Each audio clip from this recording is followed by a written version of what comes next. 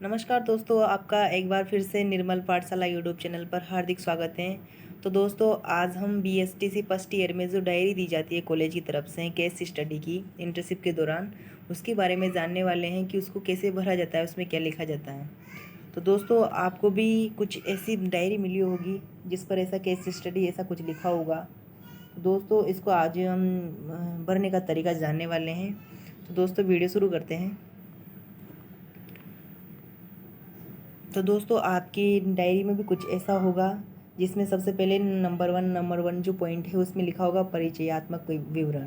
यानी कि इसमें जो जिस बालक के मतलब हम जिस बालक का हम केस स्टडी कर रहे हैं, जिसके बारे में जानने वाले हैं, उसका उसका यहाँ पर परिचय देना है। जैसे जैसे मैंने जिस बच्चे की जैसे केस स्टडी की है उसके बारे में यहाँ लिखा है। जैसे यह बालक सीखने के मध्यम प्रकार का है और यह बालक अध्यापक द्वारा बताए गए कार्य को उसी तरीके से करता है जैसा बालक को कहा गया हो। यह अपनी बुद्धि कम उपयोग में लेता है। तो दोस्तों, आपको भी जिस बालक की आप स्टडी कर रहे हो उसके बारे में लिखना है कि उसका व्यवहार कैसा है, उसका परिचय देना है।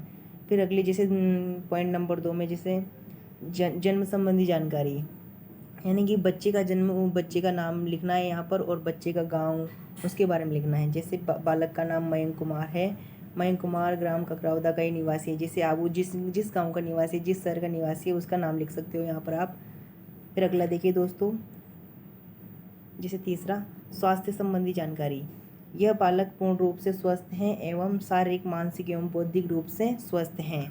आपको उसके बारे में भी ऐसा ही लिखना है। अगर उसको कुछ प्रॉब्लम है स्वास्थ्य संबंधी, तो उसका कारण भी यहाँ पर लिख सकते हो, उसको क्या प्रॉब्लम है। अगला 4 नंबर परिवार संबंधी जानकारी। तो दोस्तों, इसमें देख सकते हो जैसे कि परिवार संबंधी जानकारी, बालक के परिवार में बहन है एवं इसके माता पिता हैं। परिवार ग्राम ककरावदा का मूल निवासी हैं। परिवार की आर्थिक स्थिति मध्यम है। तो आप उसके परिवार की आर्थिक स्थिति और उसके परिवार में कौन कौन से सदस्य हैं, उनकी बहन है या नहीं है, उसके भाई की बहन कितने हैं, उसके बारे में लिखना है। आगे देखिए दोस्तों, यहाँ पर देखिए सामाजिक आर्थिक स्थिति, यानी कि उसकी जो मतलब उसका सामाजिक आर्थिक उसकी जो मतलब आर्थिक स्थिति कैसी है उसके बारे में लिखना है। जैसे बालक व परिवार की सामाजिक आर्थिक स्थिति मध्यम है। यहाँ गांव में लगभग सभी मध्यम परिवार के होते हैं, तो आप मध्यम स्थिति लिख सकते हो यहाँ पर।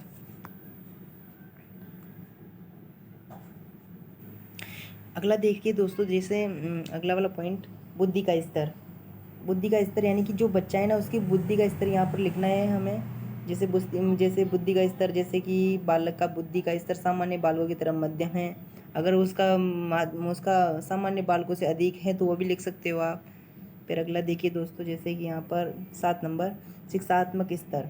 बालक शिक्षा का स्तर मध्यम है। वह किसी बात को सुनकर समझने का प्रयास करता है एवं उसे क्रियात्मक रूप से समझाना पड़ता है।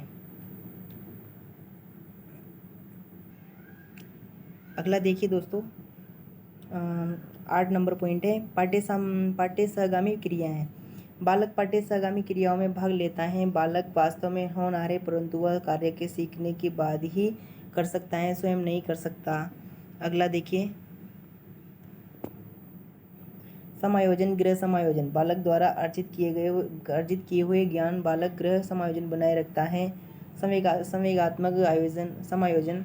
बालक परिवार एवं संवेगों का समायोजन आसानी से कर लेता है। अगला देखिए, सामाजिक समायोजन में बालक की शिक्षा, उसके अनुशासन आदि का योगदान होता है। फिर अगला वाला, यहाँ पर देखिए कक्ष में व्यवहार, यानी कि उसका कक्षा कक्ष में कैसा व्यवहार है बच्चे का।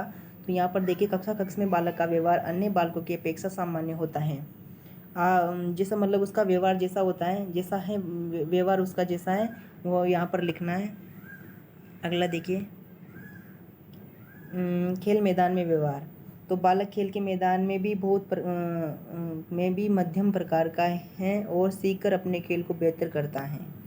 अगला देखिए, उसके व्यक्तित्व के गुण के बारे में लिखना है।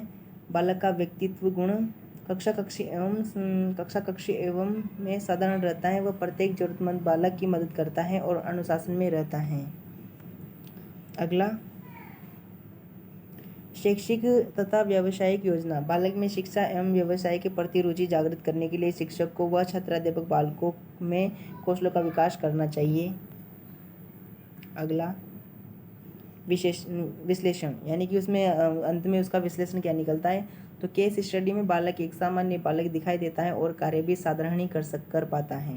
तो दोस्तों इस प्रकार केस स्टडी करनी है किसी बालक की, किसी एक बालक की आपको स्टडी करनी है। अगला देखिए दोस्तों, कुछ आप कोई किसी बालक की अलग विशेषता है तो आप उसको वैसे भी लिख सकते हो जैसे ये अलग हैं। परिचयात्मक विवरण, बालक बड़ा होनहार एवं किसी भी समस्या का हल तर्कपूर्ण तरीके से निकालता है और यह बालक अनुशासन में रहता है और पढ़ाई को उचित तरीके से पूरी करता है। तो देख सकते हैं दोस्तों, आप इसको वीडियो को रोककर आप देख सकते हैं।